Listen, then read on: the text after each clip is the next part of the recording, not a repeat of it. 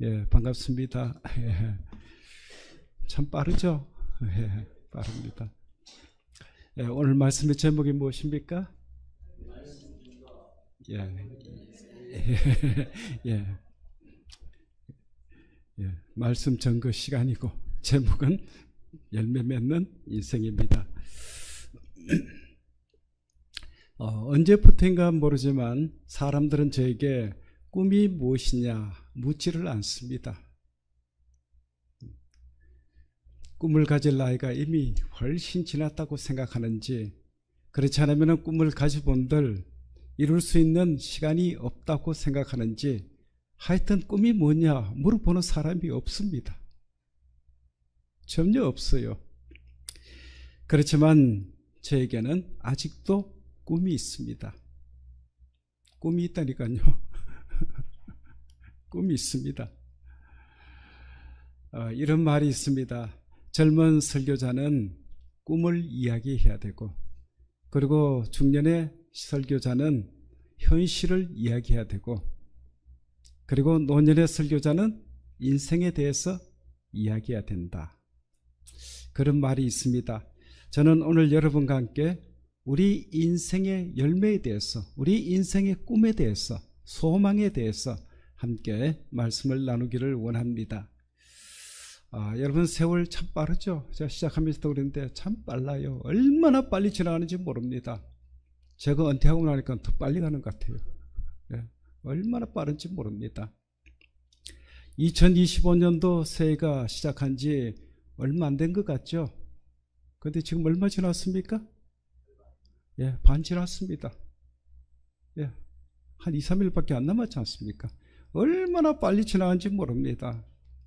사람들은 나이 한 살 한 살 먹는 거 별로 안 좋아하죠. 오늘 서진 어린인가요? 이름. 예. 나이 한 살 먹는 거 좋아할 거예요. 예. 그런데 우리는 안 좋아해요. 여러분, 나이 먹고 싶은 사람 계십니까? 없죠? 예, 없습니다. 그것도 대체적으로 좀 나이 적으신 분인데도 없다 그럽니다. 예, 없어요. 우리가 떡국 안 먹는다고 나이 안 먹는 것도 아니고요. 한 해 꼬박꼬박 한 살씩 어김없이 먹게 됩니다. 그런데 사람들이 왜 나이 먹는 것을 그렇게 안타깝게 여기고 어떤 사람 서글프게 여길까요? 그 이유가 무엇일까요? 한번 생각해 보신 적이 있습니까? 우리에게 주어지는 일은 많고, 또 하고 싶은 일도 많고, 또 이루고자 하는 일도 많지만 다 이루지 못하고 우리 인생의 한계에 다가서야 한다는 짧은 인생에 대한 안타까움이 아니겠습니까? 그래서 한 해 한 해 보낼 때마다 우리의 마음에 서글퍼지는 마음이 일어나게 됩니다. 그렇다면 우리의 인생은 서글픈 인생, 안타까운 인생으로 그냥 그렇게 끝나고 마는 것일까요? 그렇지 않습니다. 절대로 그렇지 않습니다. 하나님은 우리의 인생을 그렇게 창조하시지 않았습니다. 나이가 들면은 아픈 데도 늘어나죠. 이것저것 아프기 시작합니다. 그리고 힘도 빠지죠. 근력도 떨어집니다. 그리고 또 얼굴도 쭈글쭈글해지죠. 그렇지만 하나님은 다른 통로를 통해서 우리에게 아름다움을 주십니다. 그리고 우리의 인생, 아름답고 가치 있는 인생이 될 수 있는 비결도 우리에게 이미 다 가르쳐 주셨습니다.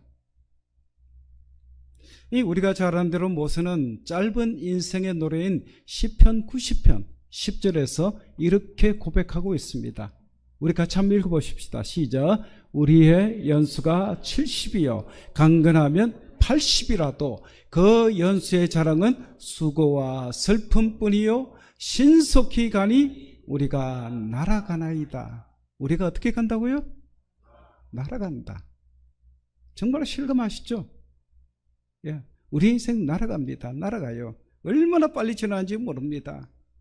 이렇게 고백한 후에 그 다음에 보면은 모세는 또 이렇게 하나님 앞에 기도합니다. 우리의 날을 계수하는 지혜를 주옵소서. 이게 무슨 뜻입니까? 지나온 인생을 돌아보고 남은 인생을 어떻게 살아가야 할 것인가 살펴볼 수 있는 그런 지혜를 달라 하는 기도입니다. 오늘 우리도 우리의 지나온 인생을 돌아보고 그리고 우리의 남은 인생 어떻게 살아야지 후회 없는 인생이 되고 아름답고 가치 있는 인생이 될 것인가 함께 배워보고자 합니다. 첫 번째로 살펴볼 말씀은 우리는 하나님께 소망을 두어야 합니다. 우리 한번 따라할까요? 소망을 하나님께 두어야 합니다. 예, 우리가 처해 있는 현실은 우리에게 소망을 주지 못합니다. 이 소망은 희망이죠. 영어로 보면 hope입니다. 성경에. 예, 희망을 주지 못합니다. 소망을 주지 못합니다. 여러분, 과학기술 문명이 우리에게 소망을 줄 것 같습니까? 어떤 사람들은 그렇게 말합니다. 과학기술 문명이 굉장히 발달하면 우리 인간이 가지고 있는 모든 문제 다 해결할 수 있을 것이다. 그렇게 말을 합니다. 그렇지만 여러분, 그렇지 않습니다. 과학의 발달은 오히려 우리 인간에게 절망을 가져다 주고 있지 않습니까? 물론 편해집니다. 물론 편해지지만 그러나 궁극적으로는 우리에게 절망을 가져다 주고 있습니다. 요즘 AI 시스템, 저는 이스라엘이 이란과 이번에 전쟁하면서 컴퓨터 시스템, 물론 물질적인 무기도 대단하지만 컴퓨터 시스템이 참 대단하구나, AI 정말로 대단하구나 하는 것을 느꼈습니다. 여러분, AI 시스템이 앞으로 적극적으로 산업에 도입되기 시작하면은 직업을 가진 사람의 한 7%는 직업에서 밀려나게 될 것이다. 여러분, 적은 숫자가 아니죠. 엄청난 숫자입니다. 여러분, 과학은 우리에게 삶을 풍요롭게 하는 것 같지만 우리에게 근본적인 소망을 주지는 못합니다. 여러분, 나 자신도 나에게 소망을 주지 못합니다. 오히려 절망을 가져다 줍니다. 나이가 들수록 흰머리가 자꾸 늘어가지요. 얼굴은 쭈글쭈글해지요. 힘은 자꾸 빠집니다. 아픈 데도 자꾸 늘어가지요. 안 아픈 데가 없습니다. 그래서 이곳에 아프면 이거 치료하고 저 아프면 저기 치료하고 치료하다가 안 되면 어떡합니까? 바꾸기도 하고 장기도 바꾸죠. 바꾸다 안 되면 어떻게 해야 됩니까? 그 집 내버리고 천국 가야죠. 이게 우리 인생입니다. 여러분, 오늘날 우리의 인생 어떻습니까? 치매 때문에 또 얼마나 또 어려움을 많이 겪습니까? 나도 언젠가는 치매에 걸리지 않을까, 또 영한 신세를 지지 않을까, 이런 불안감도 있습니다. 여러분, 오늘날 우리가 살아가는 이 시대는 우리에게 희망을 주지 못합니다. 모든 사람들이 다 절망하고 있습니다. 이럴 때 우리는 소망을 어디에 둬야 되겠습니까? 어디에 둬야 돼요? 하나님께. 한번 따라합시다. 우리의 소망은 하나님께 둬야 합니다. 그래야 우리는 삶의 의욕과 그리고 삶의 가치를 우리가 되찾을 수가 있는 것입니다. 그렇다면 우리가 궁극적으로 바라는 소망이 무엇일까요? 로마서 8장 18절 우리 같이 한번 봅니다. 시작. 생각하건대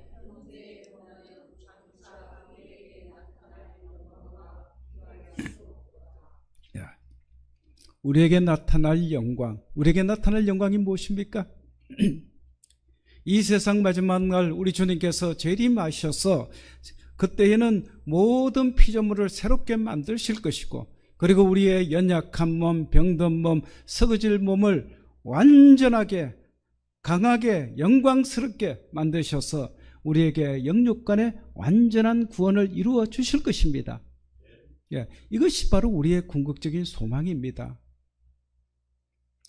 이 소망, 이 영광이 너무나도 크기 때문에 지금 우리에 당하는 모든 고난과 고통도 장차 우리에게 주어질 그 영광, 그 소망과는 비교할 수도 없다는 것입니다.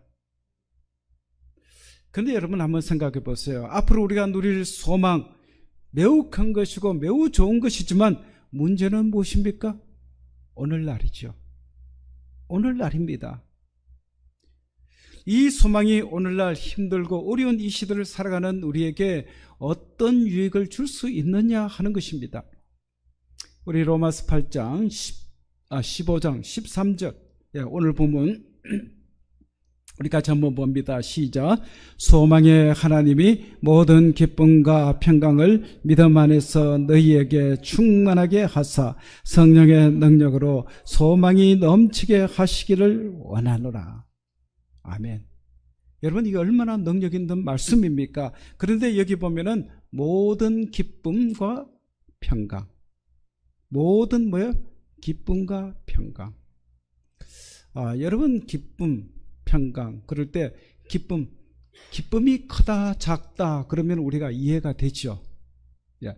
그런데 여기 보면은 모든 기쁨과 모든 평강이라 그랬습니다. 이 모든 그러니까 좀 이해하기가 좀 어렵습니다. 왜 모든 기쁨 모든 평강이라 그렇게 말했을까요? 여러분 우리가 하늘나라의 소망을 가지게 되면은 우리에게 기쁨을 줍니다. 우리에게 평강을 가져다 주는데 여러분 일이 잘 될 때만 주는 것이 아니라 일이 잘 되지 않을 때에도 우리가 살아가다가 고난을 당하고 환난을 당하고 어려움을 당할 때에도 우리에게 기쁨을 주고 평강을 준다 하는 것입니다. 그 때문에 오늘 본문에 보면은 모든 기쁨과 모든 평강이라 그렇게 표현하고 있는 것입니다. 여러분 이런 기쁨과 이런 평강 세상 사람들이 이해할 수 있겠습니까? 세상 사람들이 누릴 수가 있겠습니까? 그런데 이런 기쁨과 이런 평강을 누가 줍니까? 누가 주십니까? 하나님이 주십니다. 그 하나님이 어떤 하나님이실까요? 그 하나님은 과거도 현재도 미래도 다 아시는 전지하신 하나님이십니다. 그리고 그 하나님은 무에서 이 우주 만물을 창조하신 전능하신 하나님이십니다. 그뿐만 아니라 그 하나님은 우리를 위해서 독생자 아들 예수 그리스도까지 내어주신 사랑의 하나님이십니다. 그 하나님은 우리의 문제보다도 더 크신 분이시고 우리의 모든 문제를 다 해결해 주실 수 있는 능력의 하나님이십니다. 그러므로 우리는 소망을 어디에 두어야 할까요? 하나님께 두어야 합니다. 여러분 이 세상이 전부가 아닙니다. 우리는 언젠가 이 세상을 떠나가야 됩니다. 여러분 이 세상을 다 살고 난 다음에 돌아갈 곳이 없다. 한번 생각해 보세요. 얼마나 비참하겠습니까? 여러분 세상 사람들은 돌아갈 곳이 없지만 우리 믿는 자에게는 돌아갈 곳이 있습니다. 어디에 돌아가게 됩니까? 하나님의 나라, 천국에 우리는 반드시 돌아가게 될 것입니다. 그렇다면 이 땅에서 우리가 좀 힘들고 좀 어렵다고 해서 불평하고 원망하면서 좌절하면서 그렇게 살아야 되겠습니까? 우리가 돌아갈 천국은 이 세상과는 비교할 수도 없는 곳입니다. 지난 시간에도 제가 말씀드렸죠. 사도 바울이 천국에 갔다 왔다고 그랬습니다. 사도 바울이 천국에 갔다 온 다음에 그 천국에 얼마나 가고 싶어 했겠습니까? 마찬가지입니다. 우리도 사도 바울과 같이 천국을 보게 된다면 그 천국에 빨리 가고 싶어 하실 것입니다. 여러분 이 세상의 모든 것도 우리가 천국을 보고 나면 다 의미가 없어질 것입니다. 그러므로 우리가 천국에 대한 소망을 가지게 되면 우리의 삶에 엄청난 변화가 일어나게 될 것입니다. 그렇지 않겠어요? 어떤 변화가 일어날까요? 첫 번째로 흔들리지 않습니다. 우리 한번 따라합시다. 우리의 인생이 흔들리지 않습니다. 왜 그렇습니까? 천국의 소망이 우리를 붙잡아 주기 때문에 그렇습니다. 그러므로 우리는 그 어떤 유혹에도 흔들리지 않습니다. 그리고 천국의 소망이 있는 사람은 그 어떤 고난도 그 어떤 환난도 죽음조차도 두려워하지 않습니다. 여러분 스데반 한번 보세요. 스데반이 돌에 맞아 죽어가면서도 어떤 얼굴을 하고 있었다 그랬습니까? 천사의 얼굴. 여러분 어떻게 돌에 맞아 죽어가면서도 천사의 얼굴을 할 수가 있었겠습니까? 죽어가는 그 순간 하나님 보좌의 우편에 서 계시는 우리 주 예수 그리스도를 보았기 때문에 그렇습니다. 그 순간에 순교를 이길 수 있는 힘을 얻은 것입니다. 그리고 두 번째로 우리가 천국의 소망을 가지게 되면 보는 눈이 달라집니다. 뭐가 달라진다고요? 보는 눈이 달라집니다. 다시 말해서 이 세상을 바라보는 시각이 달라집니다. 가치관이 달라집니다.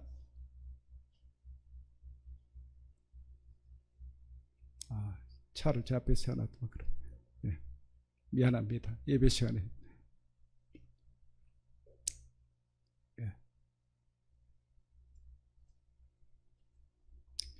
예, 이런 말이 있습니다. 새의 눈으로 본다 하는 말이 있습니다. 새의 눈으로 본다. 새의 눈으로 본다는 뜻이 무엇이겠습니까? 새가 하늘 높이 올라가서 땅을 내려다보는 것, 그 새의 눈으로 본다 그럽니다. 우리가 비행기 타고 하늘 높이 올라가서 이 땅을 내려다보면 어떻게 보일까요?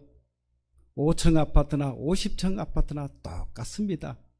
팔공산이나 엘리베이터사이나 똑같이 보입니다. 여러분, 마찬가지로 우리가 천국에서 보면은 우리가 이 땅에 살 때에 큰 집에 살든지 작은 집에 살든지 큰 차를 타든지 작은 차를 타든지 여러분 상관이 없습니다. 아무런 의미가 없는 것입니다. 그러므로 천국의 눈을 가지고 살아가는 사람은 이 세상 사람들이 흉내를 낼 수도 없고 세상에 감당할 수도 없는 그런 삶을 살아가게 되는 것입니다. 여러분, 이것이 바로 천국을 소유한 사람과 천국을 소유하지 못한 사람의 차이입니다. 여러분, 우리의 소망은 이렇게 좋은 것입니다. 그러나 우리의 소망은 단순히 천국에 들어가는 것만이 되어서는 안 됩니다. 그리고 단순히 이 땅에서 당하는 모든 고난과 고통을 이기고 주님의 위로 가운데 살아가는 것만이 되어서도 안 됩니다. 그 이상의 것이 되어야 됩니다. 우리 지난 시간에 우리가 살펴봤지만 우리의 삶은 하나님께서 우리에게 주신 무슨 기회라고요? 열매 맺는 기회라고 그랬습니다. 열매 맺는 기회입니다. 여러분, 우리가 이 땅에 살아갈 때에 하나님께서 열매 맺으라고 주신 기회에 우리는 하나님께서 원하시는 열매를 맺어드려야 되는 겁니다.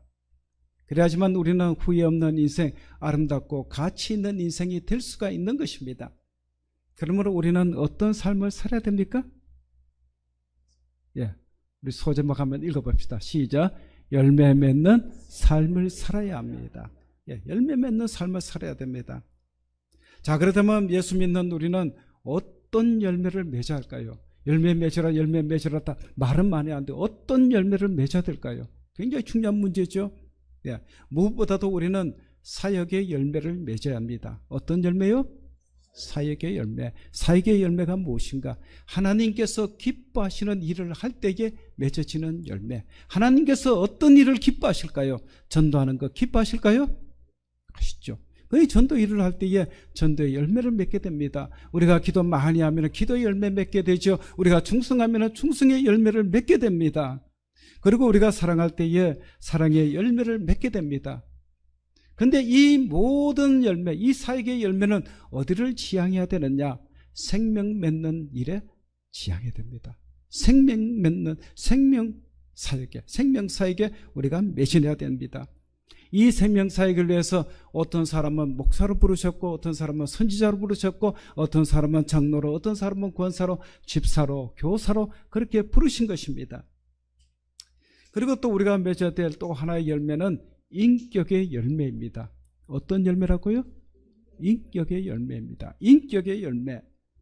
우리는 예수 그리스도를 믿고 구원을 받았고 그리고 하나님의 자녀가 되었습니다. 그렇다면 이제부터 우리에게 주어진 가장 중요한 과제가 무엇이겠습니까? 그것은 내가 어떤 사람이 되느냐, 어떤 존재가 되느냐 하는 것입니다. 우리가 인생을 다 살고 난 다음에 하나님 앞에 섰을 때에 하나님께서 우리에게 무엇을 물으시겠습니까? 네가 저 세상에 살 때에 얼마나 많은 일을 했느냐, 얼마나 큰 일을 했느냐, 네가 세상에 있을 때 어떤 지혜에 있었느냐, 저는 그것을 먼저 묻지 않을 거라고 봅니다. 무엇을 물으시겠습니까?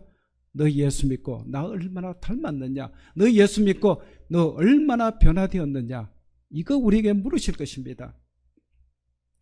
우리가 주님 앞에 설 때에 우리 주 예수 그리스도를 꼭 닮은 모습으로 우리가 주님 앞에 설 수 있다면 우리의 인생 얼마나 참 아름다운 인생이 되겠습니까?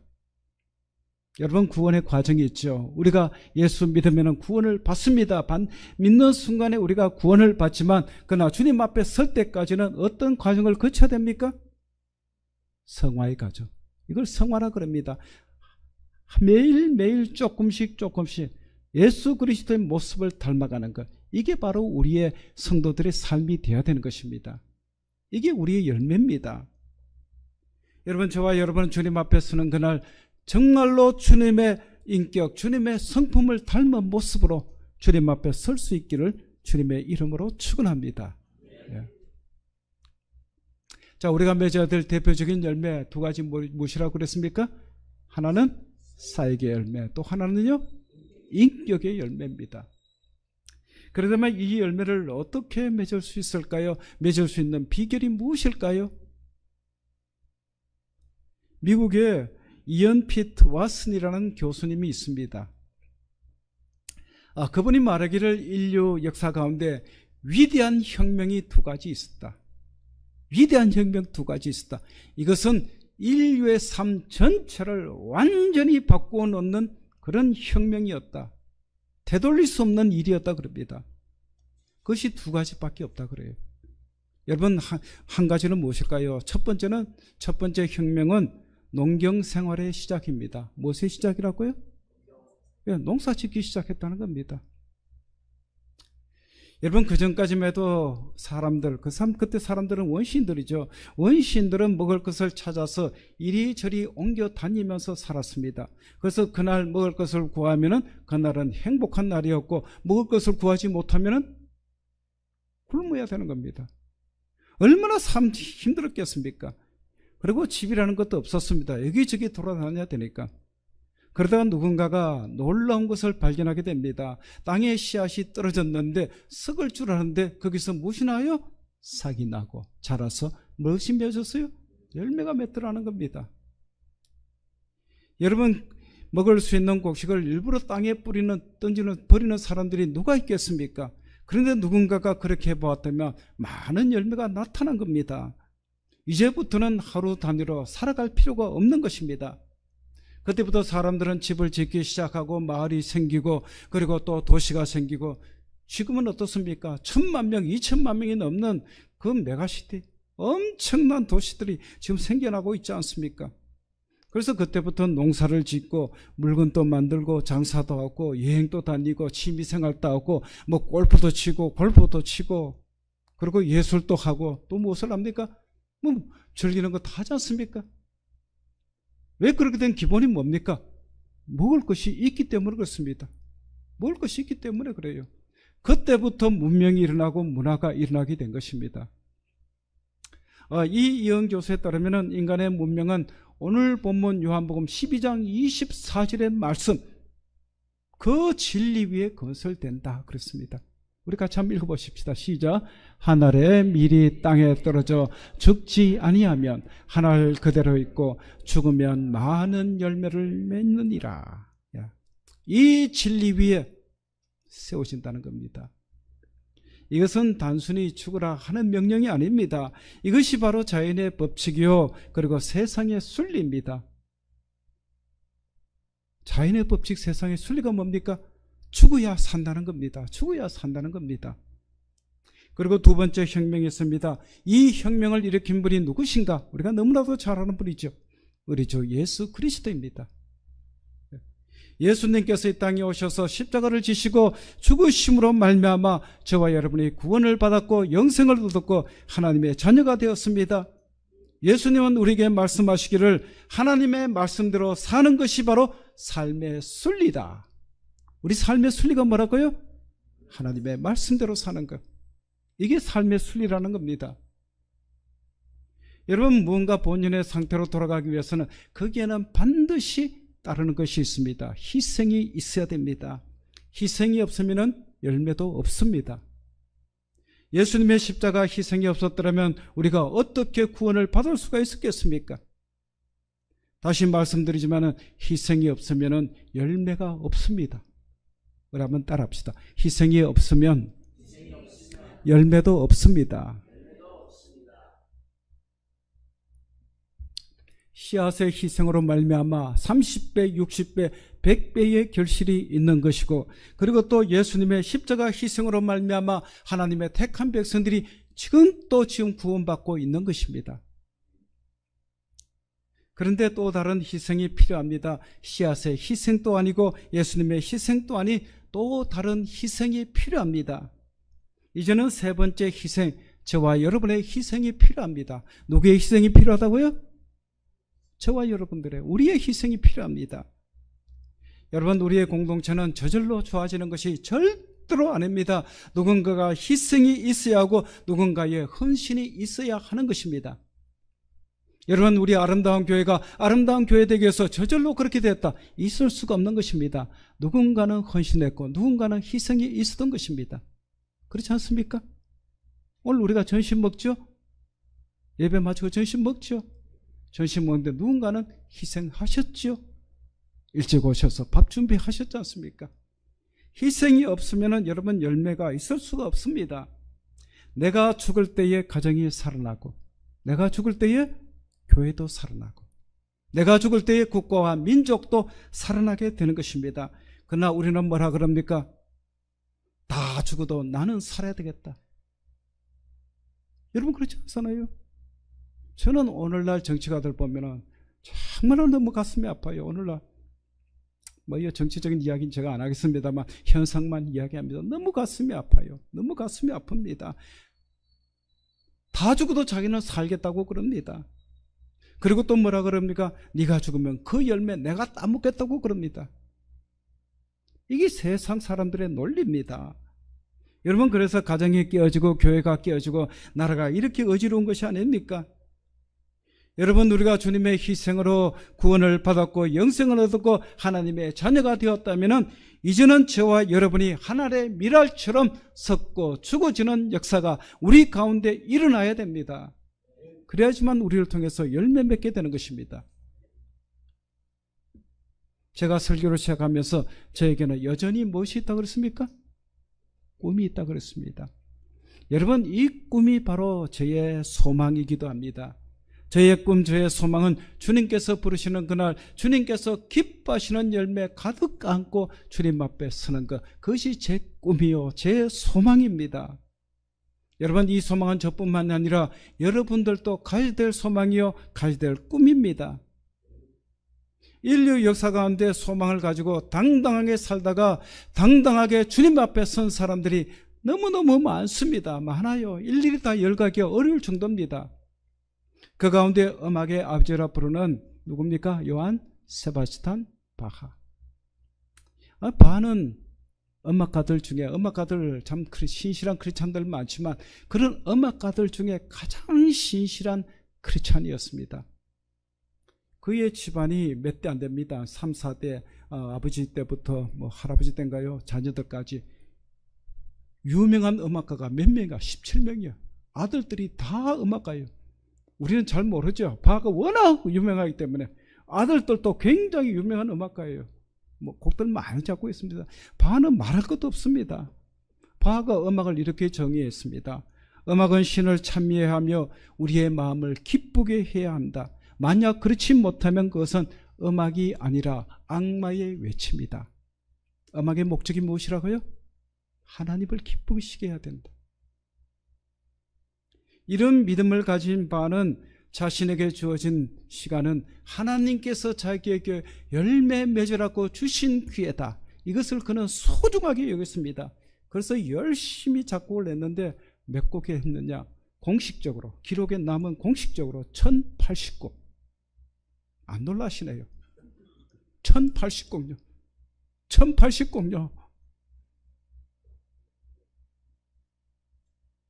여러분 바하 음악 보면은 보통 30분, 1시간 넘는 것, 2시간 넘는 것도 있어요. 1080곡을, 평생에 1080곡을 열흘에 한 곡 짓는다 하면 몇 년? 30년 걸립니다. 바하 가수는 악보 뺏기라 해도 그만 못 뺏길 겁니다. 여러분 그 당시 교회야말로서는 돈을 벌 수가 없습니다. 얼마나 가난하게 살았는지 모릅니다. 정말로 가난하게 살았어요.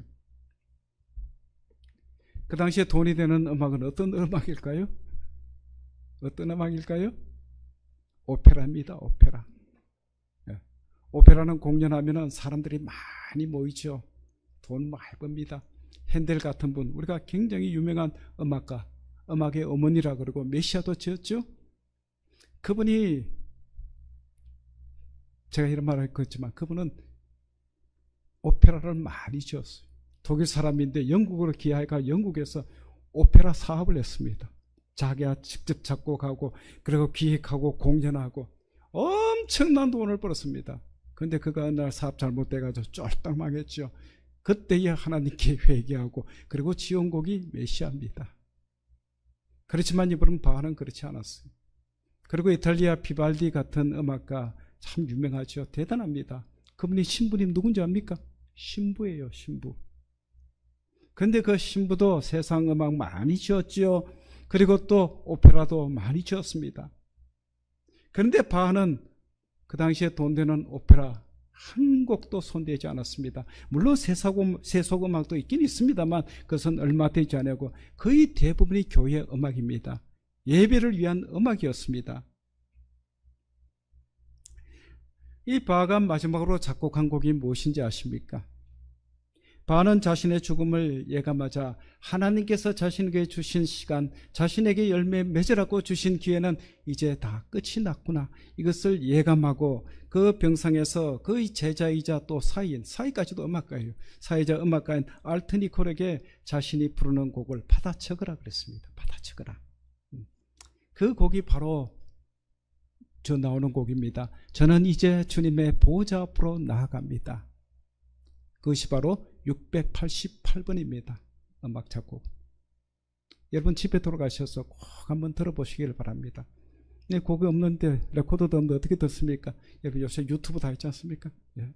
바흐 모르면 668, 오늘 주부에 나와 있대요. 주부 들고 668 딱 치면은 쫙 나옵니다.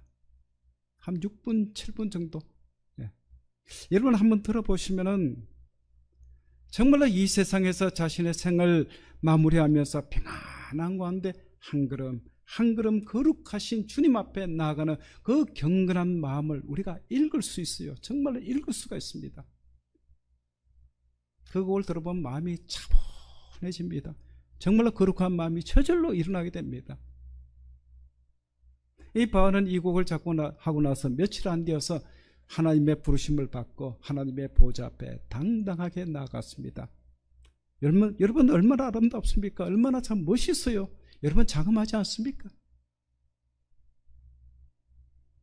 우리가 잘 아는 대로 사도 바울도 임종을 앞두고 아름다운 고백을 남겼습니다. 우리 같이 한번 보십시다. 바울의 고백. 시작. 나는 선한 싸움을 싸우고 나의 달려갈 길을 마치고 믿음을 지켰으니 이제 후로는 나를 위하여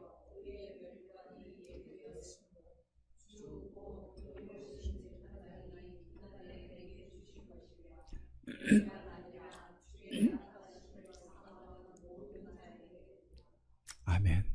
아멘. 아멘이죠.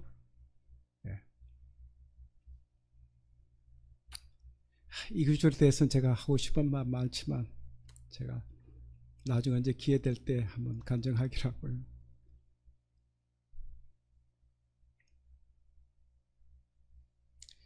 여러분 바울은 부활하신 주님을 만난 다음에 한평생 엄청난 고통 가운데서도 조금도 주저하지 아니하고 주님을 위해서 살았습니다. 그런 바울은 주님께서 주신 멸관을 바라보면서 조금도 주저하지 아니하고 당당하게 주님의 보좌 앞으로 나아갔습니다. 여러분 바하의 고백도 아름답죠? 정말 아름답죠? 여러분 바울의 고백이 얼마나 훌륭합니까? 그러나 문제는 무엇입니까? 저와 여러분의 고백입니다. 여러분은 주님 훗날 주님 앞에 서야 합니다. 반드시 우리는 주님 앞에 서야 합니다. 그때 여러분은 주님 앞에 어떤 고백을 드리면서 어떤 열매를 주님 앞에 드리기를 원하십니까? 저는 오래전부터 해오는 기도가 있습니다. 주님, 제가 주님 앞에 설 때에 사도 바울과 같이, 누구와 같이요? 사도 바울과 같이. 내가 달려올 길 다 달려왔습니다. 내가 선한 삶 다 싸웠습니다. 내가 끝까지 믿음 지켰습니다. 이 고백과 함께 많은 열매는 아닐지라도, 큰 열매는 아닐지라도, 화려한 열매는 아닐지라도 진실하고 성실하게 살아온 제 삶의 결과로 맺어진 열매 주님 앞에 드리기를 원합니다. 주님 나의 남은 여생 주님께서 붙드시고 그렇게 인도해 주옵소서. 이게 제 기도 제목입니다.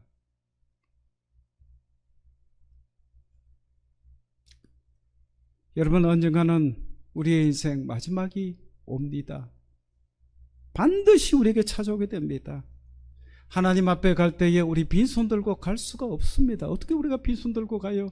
남의 집을 방문하는데 뭔가 하나 들고 가야죠. 근데 하나님 앞에 우리가 열매 맺으라고 우리에게 한평생 기회를 주셨는데 아무것도 들지 않고 빈손으로 어떻게 갈 수가 있겠습니까? 우리는 열매 가지고 가야 됩니다. 여러분, 우리가 이 세상에서 누렸던 부귀 영화, 그것은 열매가 아닙니다. 우리는 하나님께서 기뻐하시는 열매를 가지고 주님 앞에 서야 합니다. 주님 부족하지만 그래도 주님 닮은 성품, 주님 닮은 인격, 여기 있습니다. 그 열매 여기 있습니다. 제가 복음 전하여 얻은 생명의 열매 여기 있습니다. 여러분, 내어놓아야 되지 않겠습니까? 여러분, 이 시간 여러분 자신들을 한번 돌아보세요. 지금까지 여러분 살아오셨는데 어떻게 살아오셨어요? 여러분의 삶에 기쁨이 넘치고 가치 있고 보람 있고 의미 있는 삶을 살아오셨는지요? 혹시 여러분의 인생 험하게 느껴지시지는 않는지요? 여러분의 남은 인생 그렇게 살다가 그렇게 예수 믿다가 그렇게 주님 앞에 서는 것으로 만족하시겠습니까? 이거 중요한 문제입니다. 우리 사랑하는 성도 여러분, 우리 인생의 마지막 날, 주님 부르시는 그날, 우리의 그 사람은 가장 초라할지 몰라도 우리의 속 사람은 가장 아름다운 모습으로, 주님 닮은 모습으로 주님께서 기뻐하시는 열매 가득 안고 주님 앞에 당당하게 설 수 있는 우리 모두가 되시기를 주님의 이름으로 축원합니다. 네, 축원합니다. 네, 우리 시간 한번 결단하시면서 같이 한번 기도했으면 좋겠습니다. 우리 기도하실 때에 하나님, 지금까지 살아오면서 내 삶에 기쁨이 없다고, 내 삶에 열매가 없다고, 내 삶이 허무하다고 한탄하면서 그렇게 살아오지는 않았는지 한번 돌아보게 하시고, 이제는 우리의 생각과 마음을 바꾸어서 하늘에 소망을 두고 살아가게 하시고, 우리의 남은 인생 주님께서 주신 열매 맺는 계획에 열매 맺어 하나님 앞에 열매 들을 수 있는 저희들이 다 되게 도와주옵소서. 우리 시간 한번 결단하시면서 우리 같이 기도하시겠습니다.